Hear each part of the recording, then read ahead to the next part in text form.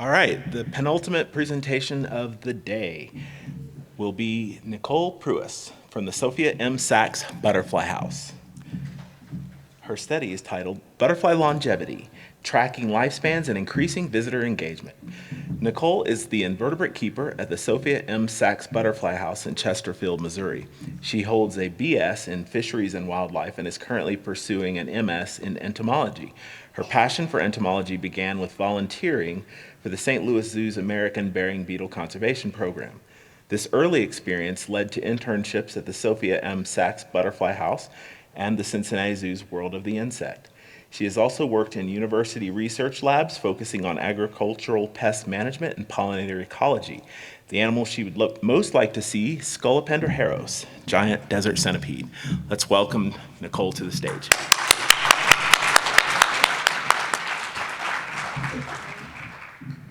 Hello, everybody. Can you hear me? Yes, awesome. I'm Nicole, and I'm going to talk to you about how long our butterflies are living. So just a brief overview of our study. We started this last August, so we haven't been doing it for quite a year yet. So far, we have tagged a little over 1,600 butterflies. We get about 30,000 butterflies a year. It's like 5% of our butterflies have been tagged. A little bit about our facility. We have an 8,000 square foot tropical conservatory. It is pretty much all glass. At the highest point, it is 36 feet, so we have a lot of room for canopy and tree growth in there. Usually about 1,500 butterflies in flight at any given time, between 40 and 60 different species, depending on the shipments. We do have a lot of tropical plants in there, including a lot of high-yield nectar plants like porterweed and seguria. We do offer 10 fruit stations for our fruit-feeding butterflies, and we don't offer any kind of artificial nectar. We have tried it in the past, but they don't really go to it. So when we started this, we were really curious if there were any gaps in our animal care. We want to make sure that we're doing the best for our butterflies, identify any areas that we could do better, what we're doing really well, and then maybe use that to inform our plant selection. And we also wanted to increase visitor engagement and interaction when people are walking through to see our butterflies. So what we did is we took these little tags and we stick them on the butterflies the day that they emerge. Each tag is unique to that butterfly in terms of color and number. And we record information like species, the date, the sex if we know it, and any other important information that we think we should keep track of before they are released. And as I mentioned, since August 15th of last year, we've tagged a little over 1,600 butterflies. So for the tagging process, we use a little cotton swab to just gently remove some of the scales of our butterfly's wings.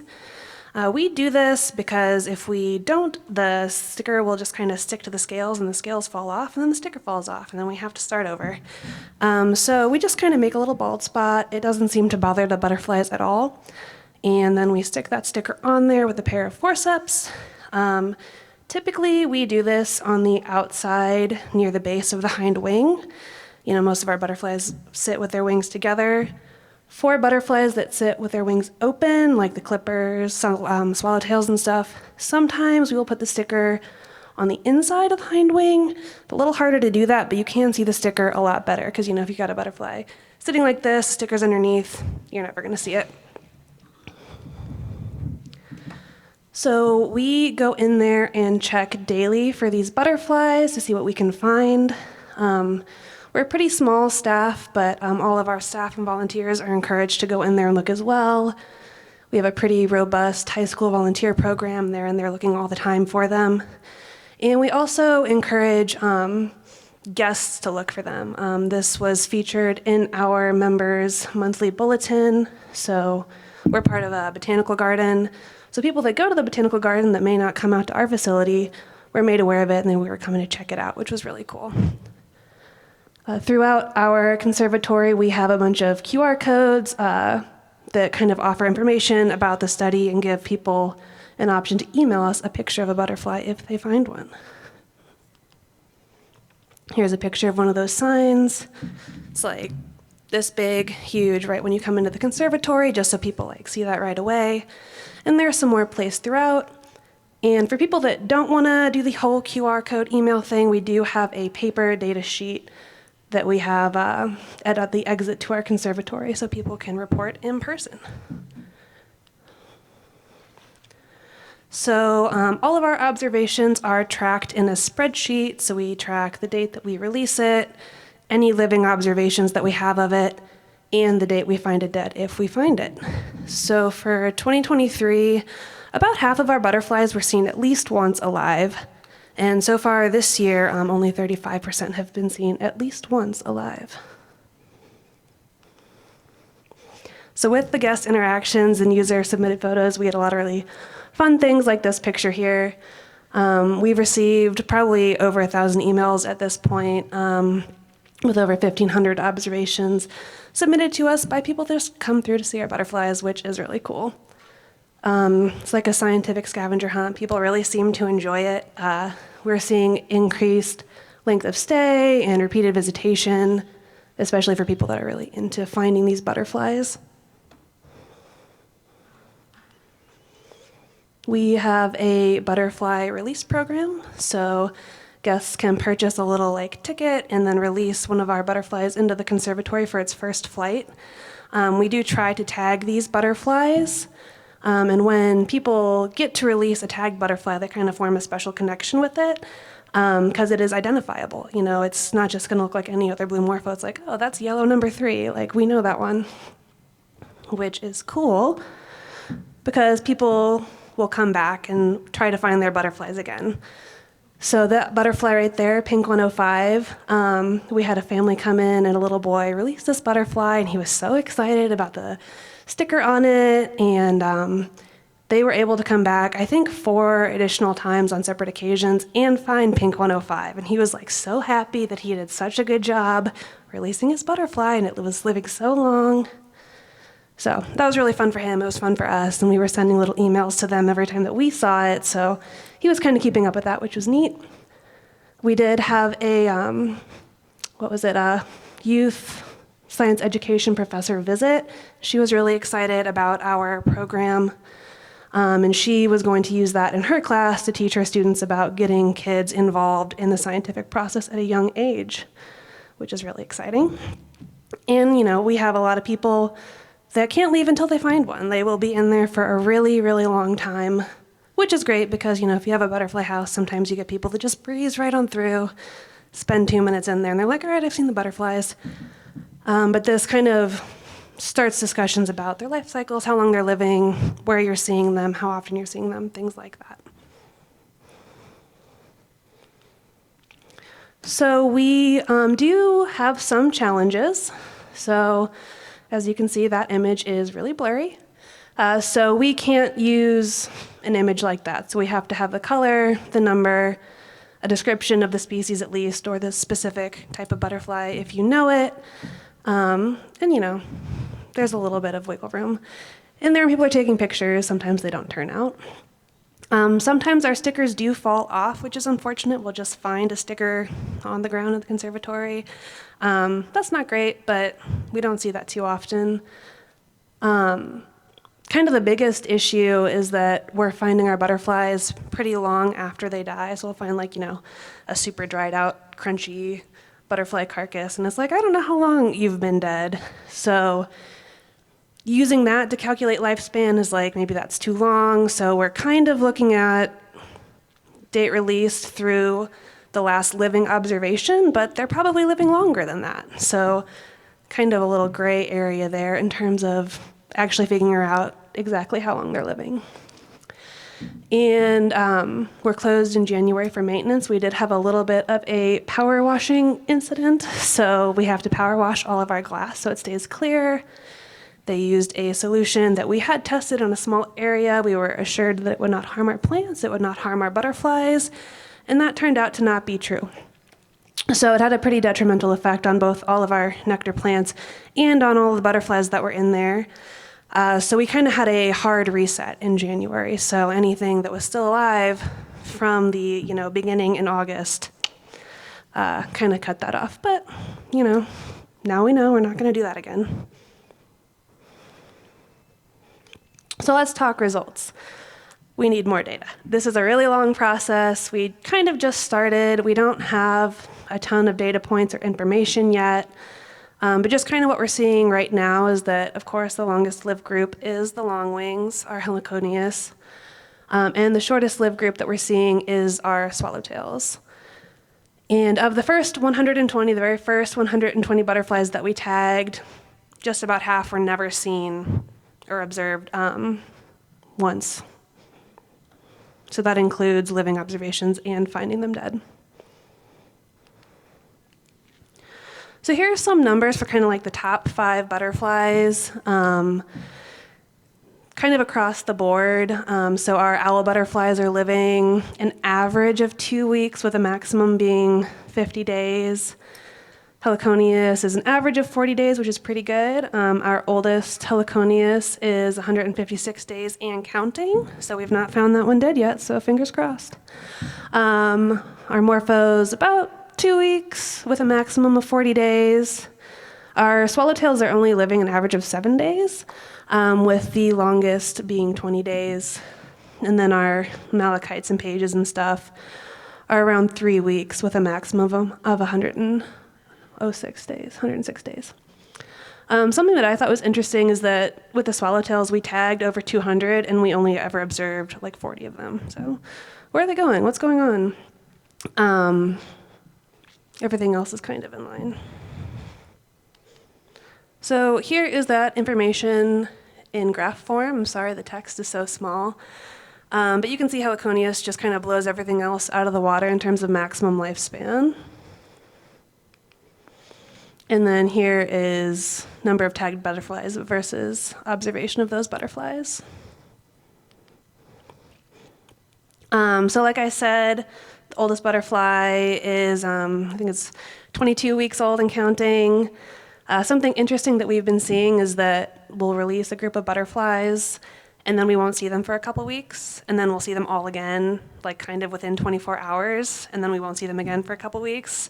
Where are they going? What's going on? Are they up in the canopy? Are we just, for some reason, not seeing them? That's kind of a question mark there. The most sightings of a single butterfly is pink 20 right there, 20 times on individual occasions, which is pretty cool.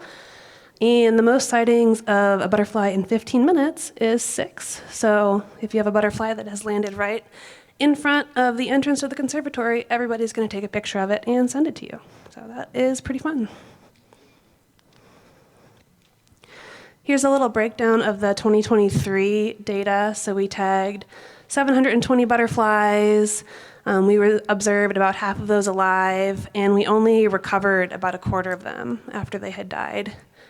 Average lifespan across all species is 22 days, so that's swallowtails and heliconius and everything else combined.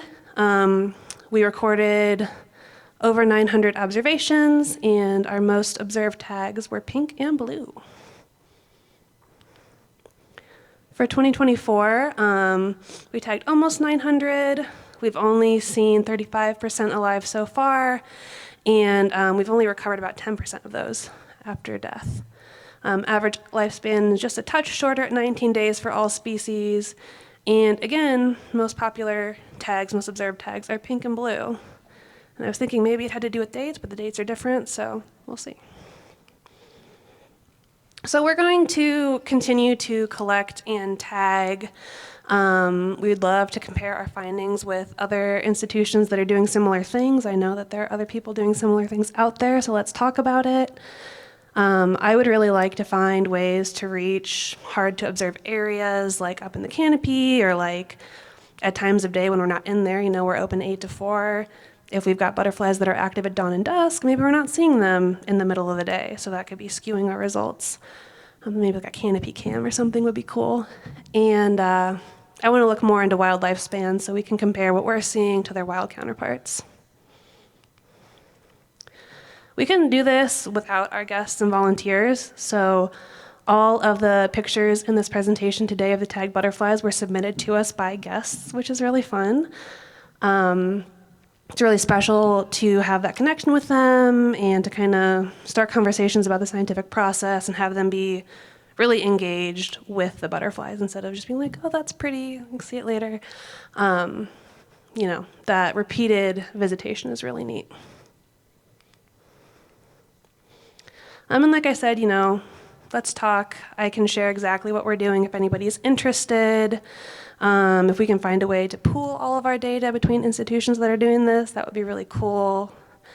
And a special thank you to the Cockrell Butterfly Center for recommending the stickers. They are working really, really well. And that's it.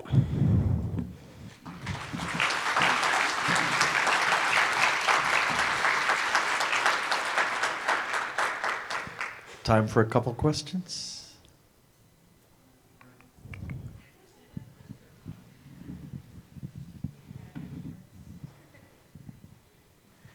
Thank you, that was great.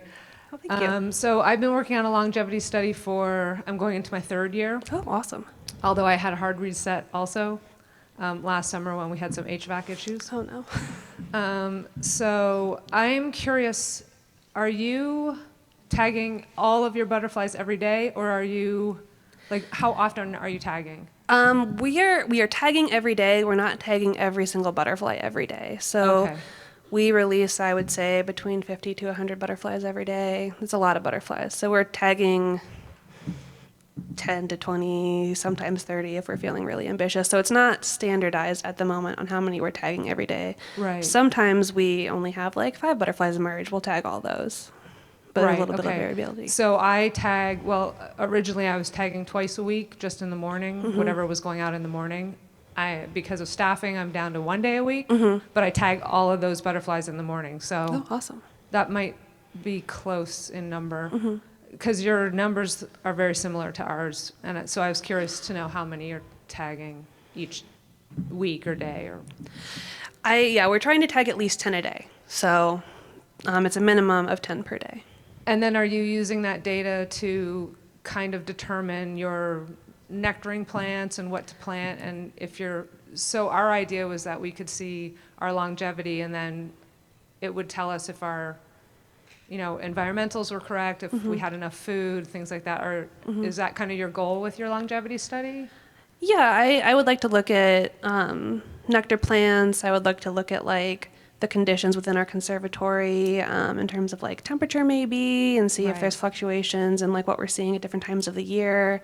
But yes, general, where I'm trying to improve husbandry with it. Okay.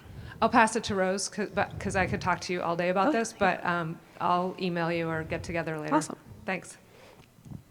Likewise, I can also talk all day about this, so if you want to come over and chat, be my guest. Absolutely. So a couple quick things. First of all, I'm also working on kind of this sprawling abundance/longevity study, so I would love to collaborate if you would like to.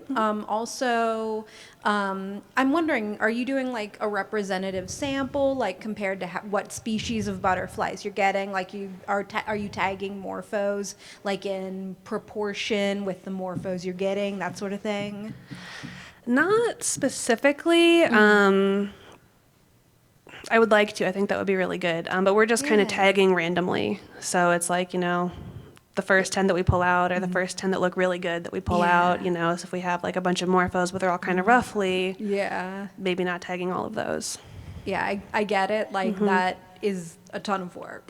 Also, if you do go the canopy cam route, we recently decided to install cameras in our exhibit for Oh, awesome. various reasons, and it's kind of a struggle with the temperature and humidity, but we think we've more or less got it worked out. So awesome. I'll try to get that manufacturer, and I'll hit you up later on I would that. love that. Thank you. Yeah. All right. Thanks, everybody.